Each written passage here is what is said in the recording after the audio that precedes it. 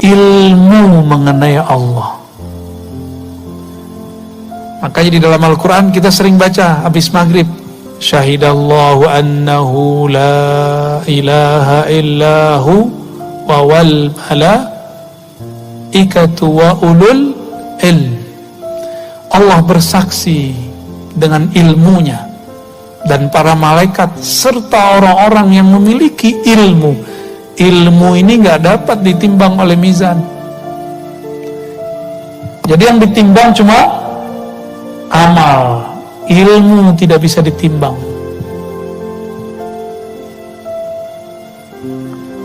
Oleh karena itu, surat Muhammad ayat 19, fa'lam annahu la ilaha illallah. Maka ilmuilah olehmu sebelum mengatakan la ilaha illallah. La ilaha illallah masih bisa ditimbang, tapi ilmunya gak bisa ditimbang. Ini yang jadi PR kita ke depan. Maka ilmu kita, jalan pulang kepada Allah adalah mengenal siapa Allah itu. Itulah jalan pulang. Ya, itulah jalan pulang. Dan saya merumuskan dengan izin Allah dan isyarat dari guru-guru yang kita sebut haikal ma'arif. Haikal ma'arif itu artinya haikal ma'rifat.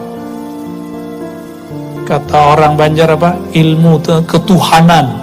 Tapi ini nggak tinggi-tinggi amat ya. Ini yang tinggi cuma gayanya aja ya. Itu yang kita baca tadi. Haikal ma'rifat. Apa bacaannya? Ahad, Zatullah, Ahmad, Ruhullah. Ini dia. Muhammad. Muhammad ini biasa yang dikenal itu Nurullah. Ini yang biasa dikenal. Tapi kemudian ini boleh diganti dengan Habibullah. Muhammad Nurullah inilah menjadi ilmu yang disebut ma'rifat Nur Muhammad. Ma'rifat Nur Muhammad, ilmunya orang Banjar itu. Dari zaman Datu Kelampayan sampai sekarang itu yang diolah terus sampai sekarang. Barangkali itu rahasianya kenapa banyak orang namanya Nur di sini ya. Mungkin tafaulan namanya, ingin dapat keberkahan daripada Nur Nabi Muhammad sallallahu alaihi wasallam.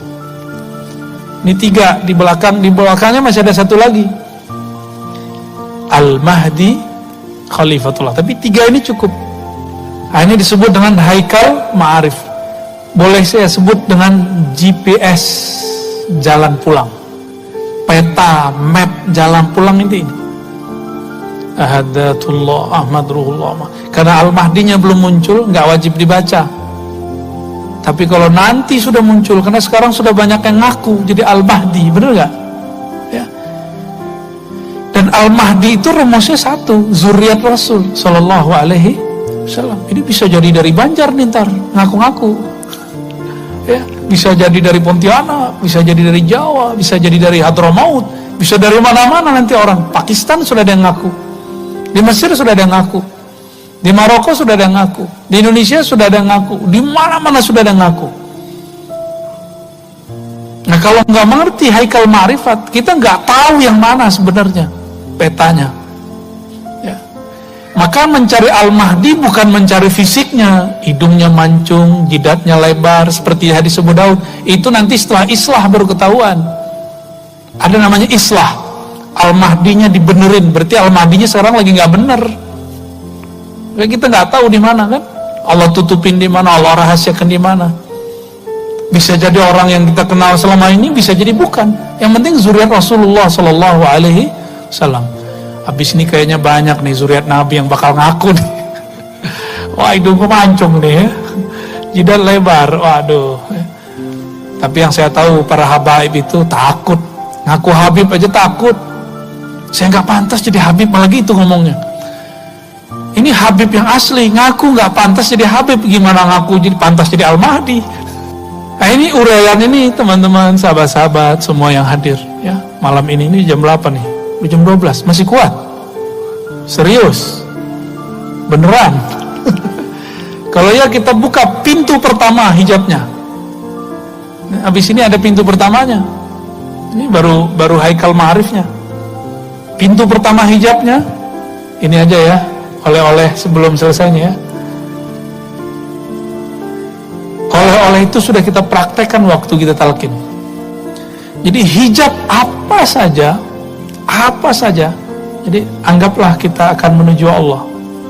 Maka banyak tangga-tangga di sini, jalannya macam-macam sini untuk menuju kepada Allah Subhanahu wa taala.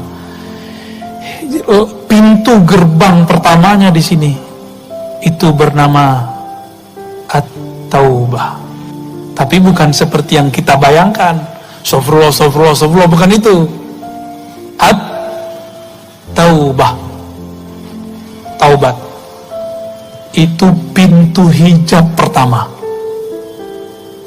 Mau pulang kepada Allah, ini pintu hijab pertamanya.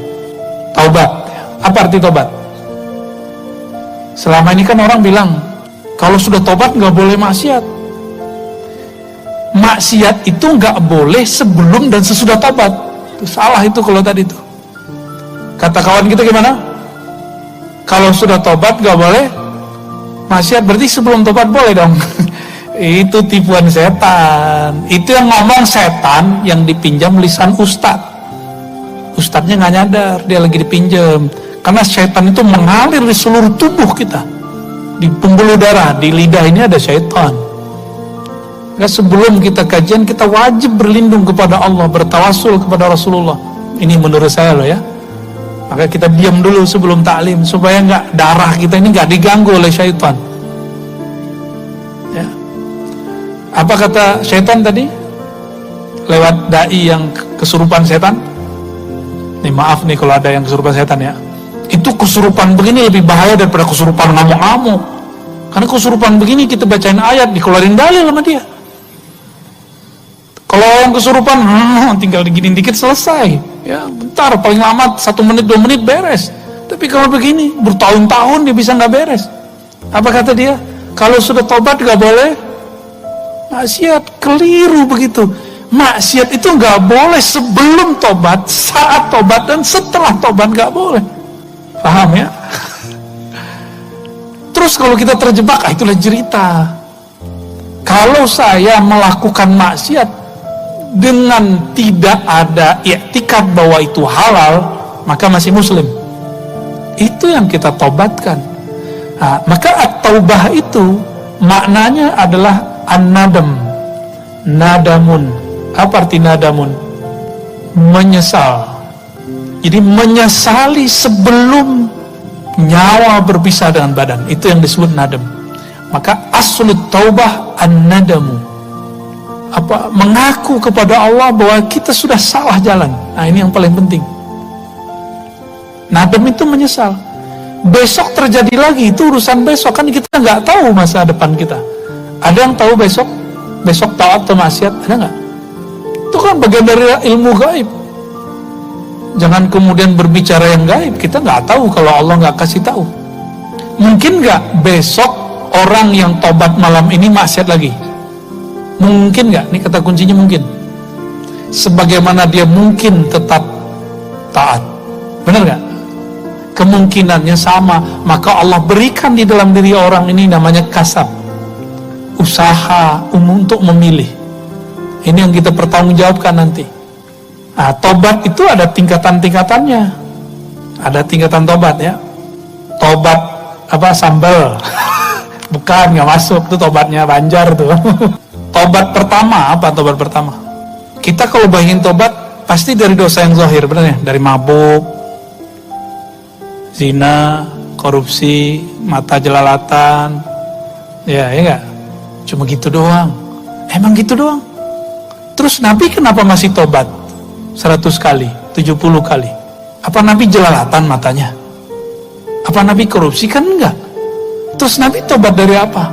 Berarti ada yang ditaubatkan Rasulullah, bukan dosa yang zahir. Nah, maka tobat yang pertama kita boleh sebut taubatul awam atau tobat zahir. Ini awam.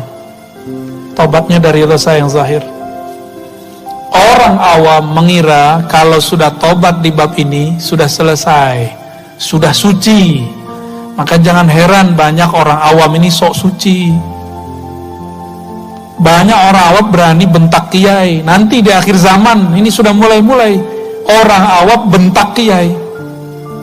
Antum akan lihat gak lama lagi guru-guru kita, muallim kita, kiai kita, habaib kita nanti dibentak oleh mereka.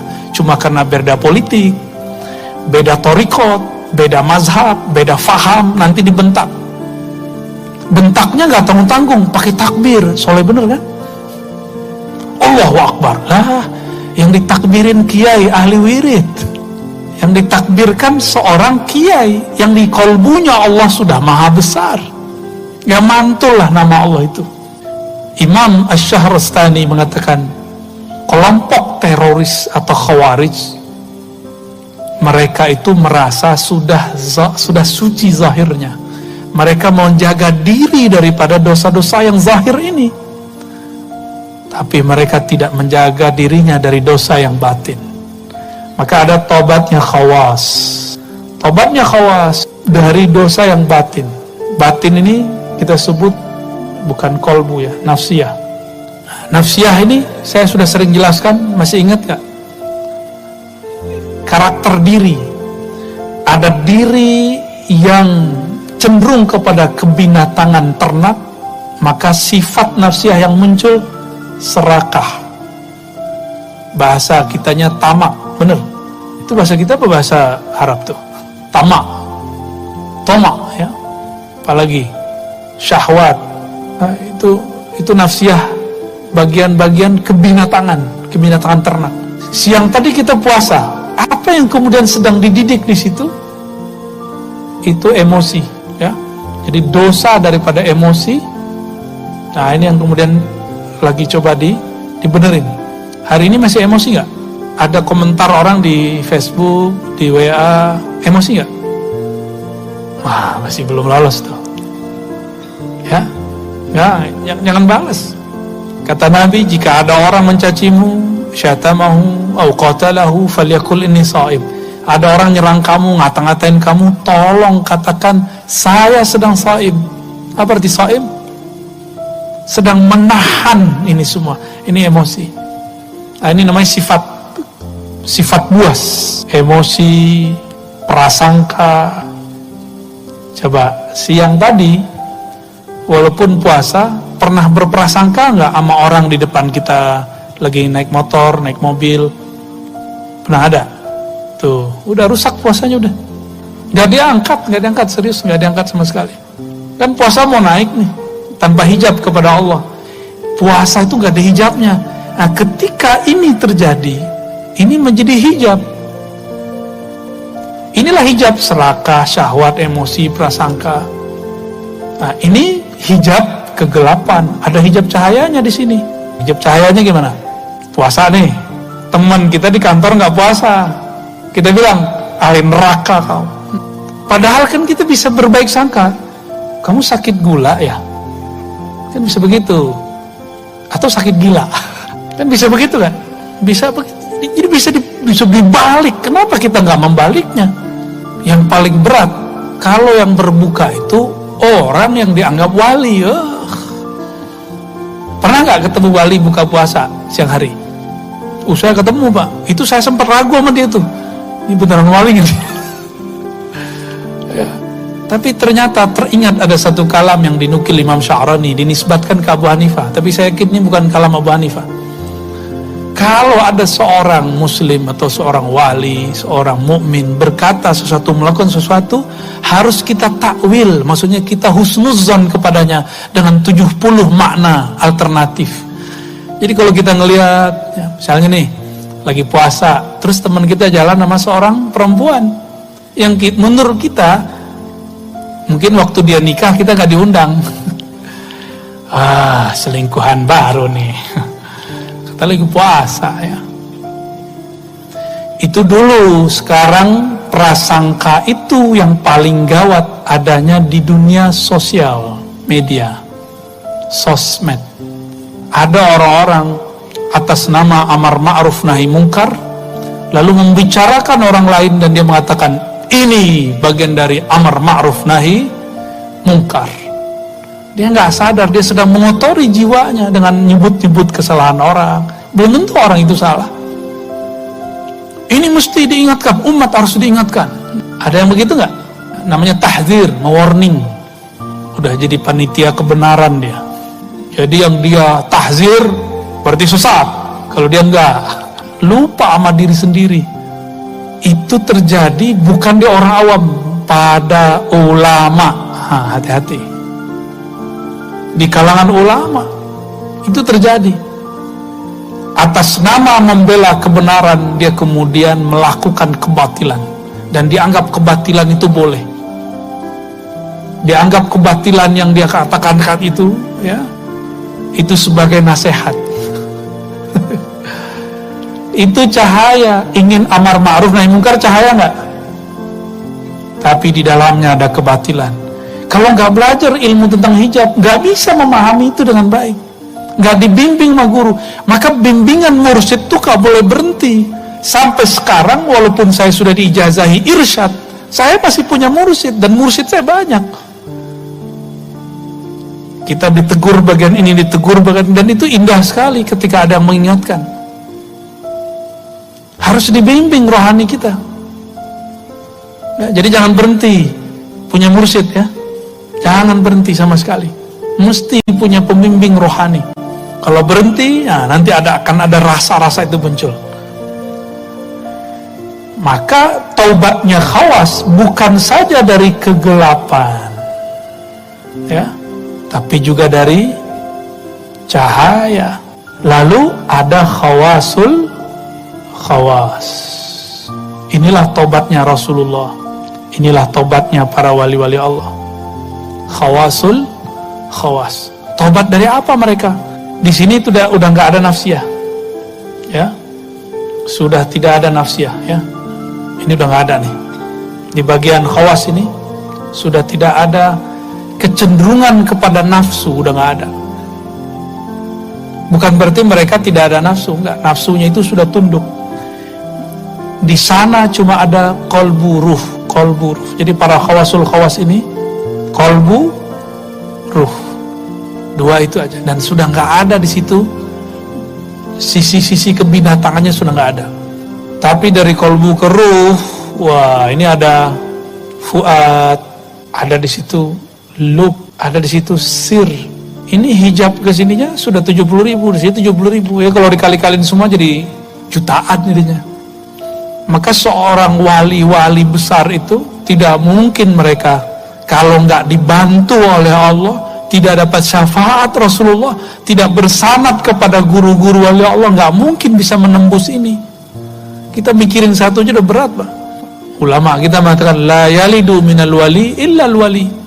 Maka jika ada seorang wali, kalau dia punya murid, pasti muridnya jadi wali. Pasti jadi wali. Gurunya wali syaitan, muridnya jadi wali syaitan. Berarti jangan senang dulu tadi, ya. Wali apa dulu nih? Gurunya waliullah, muridnya waliullah. Kalau perkataannya Imam Sya'rani lebih dahsyat. La yalidu minal kalb ilal kalb. Gak lahir dari anjing kecuali anjing, gak lahir dari ayam kecuali ayam, gak lahir dari ular kecuali ular, gak lahir dari seorang wali kecuali wali. Itu kata-kata kasar dari beliau ketika beliau sudah gergetan dengan orang-orang yang sok-sok wali. Kita ini gak pantas lah dengan makomat itu, kecuali Allah kasih dan Rasulullah beri syafaat. Semoga Allah kasih dan Rasulullah diizinkan beri syafaat untuk kita semua, ya. Ini aminnya kayaknya amin dah mau selesai ini, ya. Lalu Nabi ketika istighfar 70 kali, itu istighfar apa? Level 2, istighfar dari kegelapan dan cahaya, benar? Lalu Nabi itu cahaya bukan? Nabi itu cahaya, beristighfar. Inilah yang disebut nurun ala nur, cahaya di atas cahaya. Nabi itu cahaya. Lalu beliau mengatakan, innahu la yughanu ala qalbi, sesungguhnya ada ghain di dalam qalbuku. Apa arti ghain? Ghain itu adalah lapisan hijab-hijab cahaya. Kalau Nabi nggak ada ghainnya, maka beliau bisa mabuk terus, mabuk dalam ma'rifatullah. Nggak bisa beliau ngurusin umat. Gak bisa beliau kemudian menjadi imam sholat, karena kalau jadi imam sholatnya bisa panjang. Ya, kita duluan kabur kali ya. Jadi Nabi kalau nggak ada ghaib ini di kolbunya, Masya Allah, itu sahabat-sahabat gak ada yang sanggup bersama Rasulullah SAW. Kan Nabi mengistighfarkan itu. Astaghfirullah. Inilah yang dikatakan oleh Rabi'atul Adawiyah. Silakan ini diamalkan nanti ya. Mungkin sudah pernah dijelaskan dulu oleh Abah Guru sekumpul. Astaghfirullah fi istighfari. Coba baca. Astaghfirullah fi istighfari. Kalau digabung, astaghfirullah fi istighfari. Ya Allah, ampuni aku dalam permohonan ampunku. Ampunkan aku dalam istighfarku. Ampunkan aku di dalam permohonan ampunku yang tidak sungguh-sungguh. Ampunkan aku dari istighfar yang masih ada hijab di dalamnya. Ini kalam yang beliau sampaikan. Rabi'atul Adawiyah. Ya. Inilah kemudian yang Rasulullah SAW katakan. Rasulullah SAW mengatakan, inni la astaghfirullah 70 marrah. Aku beristighfar setiap hari 70 kali. 70 itu bukan ber-70, bisa jadi banyak, namanya litakthir. Ya. Siapa yang tidak memulai jalan pulangnya kepada Allah dengan istighfar ini, maka dia tidak akan pernah berjalan dalam jalan-jalan thariqah. Maka mau sampai kapan dia akan usul kepada hakikat. Jadi mulailah menyadari diri, menyesali diri, mengakui kesalahan diri, datang sehina-hinanya kepada Allah, baru bisa zikirnya nikmat, baru takbir dalam sholatnya nikmat. Jadi kalau ada orang bertanya, kenapa sholat saya tidak khusyuk, kenapa sujud saya tidak nikmat, kenapa baca Qur'annya tidak menyentuh, karena tidak memulai dengan istighfar. Saya simpulkan sederhana, hijab dari Allah Subhanahu wa ta'ala sangat banyak sekali. Dan kalau diringkas, ada dua hijab cahaya, ada hijab kegelapan. Jangan dipisah dua hijab ini. Dua hijab ini adalah cara Allah berinteraksi dengan kita. Dalam cahaya ada gelap, dalam gelap ada cahaya. Begitulah terus. Dan ini harus dilalui. Sampai kapan? Sampai Rasulullah memberi kita syafaat. Itulah yang disebut warid. Jadi warid itu adalah buah dari syafaat Rasulullah SAW. Atas dasar itulah aqrabut turuqi ilallah as-salawat. Maka paslah nama tempat ini bumi salawat, karena jalan pintas, jalan tol kepada Allah itu bersolawat. Tapi solawatnya harus dimulai dengan istighfar. Ya, barangkali itu cukup ya. Insya Allah next time kita jelaskan solawat apa aja nih solawatnya. Jadi ada solawat jasad, ada solawat kolbu, ada solawat, itu ada solawatnya semua. Kita buka sedikit sebelum penutup. Kenapa Sidi Ahmad Tijani mengatakan baca solawat ini sama dengan 70.000 solawat yang itu? Itu karena solawat yang beliau sebutkan solawat yang lapisan-lapisan cahaya. Lihat orang tawaf yang paling dekat Ka'bah, cepat nggak selesainya?